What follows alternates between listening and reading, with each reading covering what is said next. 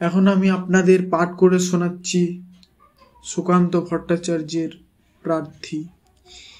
হে সূর্য, শীতের সূর্য, হিম শীতল সুদীর্ঘ রাত, তোমার প্রতীক্ষায় আমরা থাকি।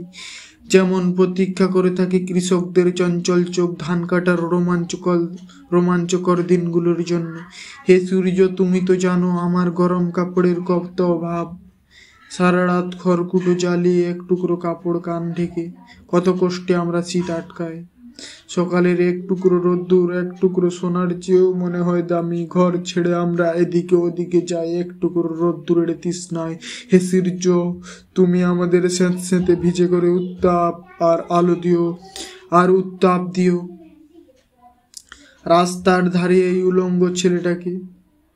হে সূর্য, তুমি আমাদের উত্তাপ দিও। শুনেছি তুমি জ্বলন্ত অগ্নিপিণ্ড, তোমার কাছে উত্তাপ পেয়ে পেয়ে একদিন হয়তো আমরা প্রত্যেকে এক একটা জ্বলন্ত অগ্নিপিণ্ডে পরিণত হব। তারপর সেই উত্তাপে যখন পুড়বে আমাদের জড়তা, তখন হয়তো আমরা গরম কাপড়ে ঢেকে দিতে পারবো রাস্তার ধারের ওই উলঙ্গ ছেলেটাকে।